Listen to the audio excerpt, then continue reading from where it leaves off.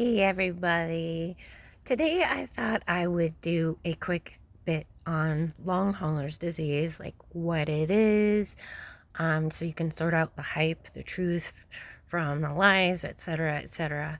So, first off, what long haulers disease is, it's when you get a virus and never really quite recover from it.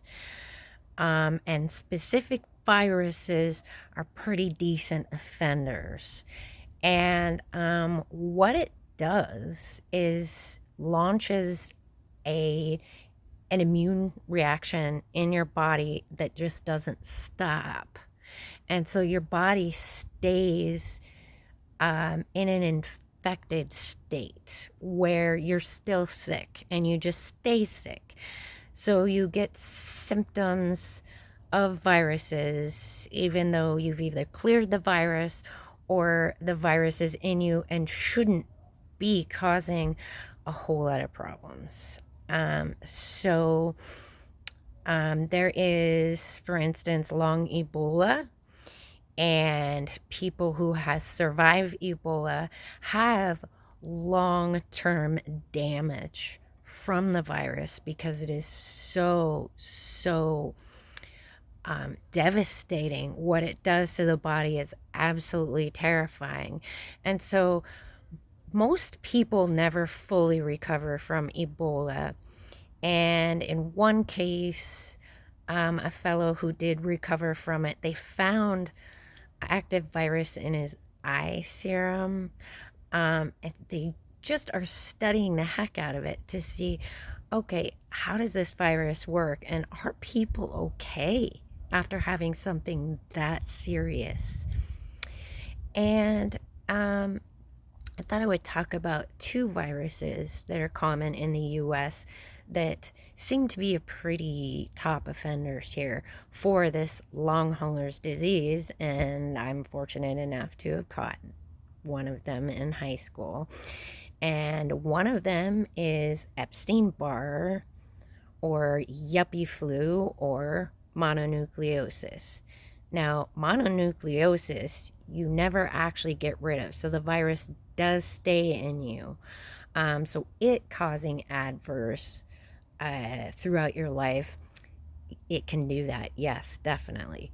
But the other one is human parvovirus, or fifth disease, or slap-face measles, and it causes overall malaise where you're worn down, you get muscle aches, and you're fogged out, and you get a fever, and you just feel like crud for about 2 weeks. You're just absolutely taken down by it, similar to mono.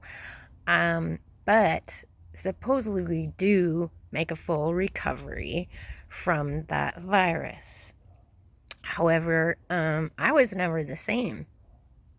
And so if you have had that kind of measles and you're never the same, there's a lot of us out there. It is a big offender. Again, slap face measles, fifth disease, or human parvovirus, B-19, I think it is. So yes, that is one that can cause long haulers, and I unfortunately got that in high school. I have a very, very rare, interesting immune reaction to that virus to begin with. It causes huge lesions, welts on my shins that go all the way to the bone. And I mean, those things stay for good, and they're really painful. And they take like almost 6 months to go away. Very unusual genetic reaction. So don't expect anything that severe, but I just never felt the same. I was worn down, lethargic. I couldn't concentrate. I got horrible tension headaches, muscle tension, just really, really miserable. And I felt like I didn't clear the virus. Now, I was diagnosed with fibromyalgia at the young age of 20, based on where the pain was and other symptoms. And it did show up. It feels like you have the flu. And also, we will get a low grade fever just sporadically whenever. Pretty significant reaction to pressure changes. That hits me like a Mack truck. I mean, I'm great at predicting the weather. I can tell you whether that storm is or is not coming. It's that accurate.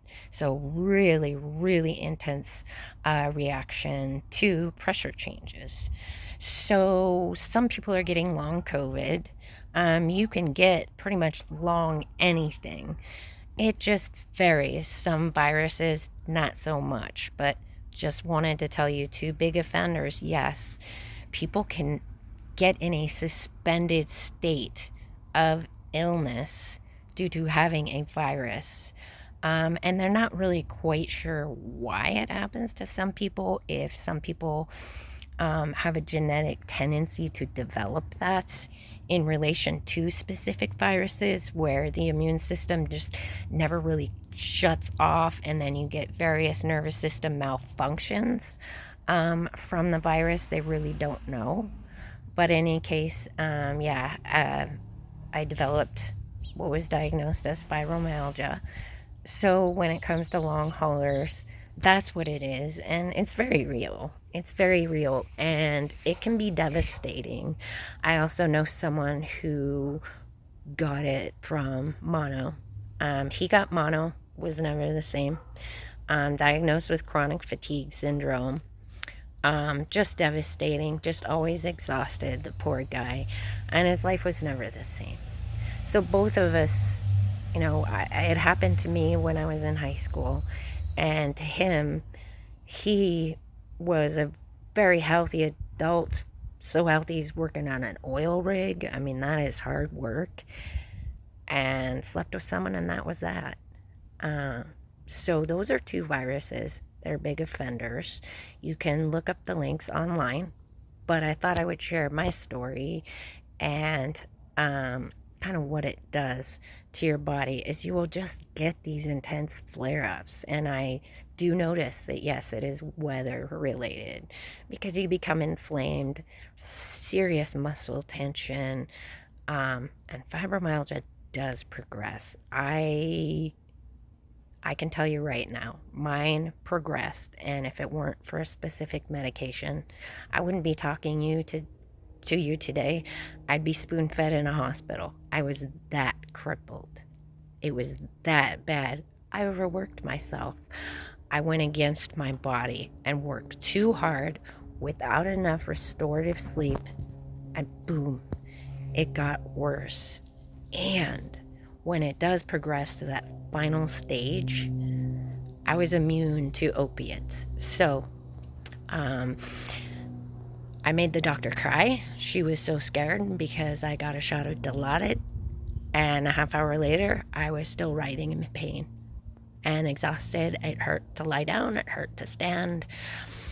It hurt to sit. It hurt 24/7.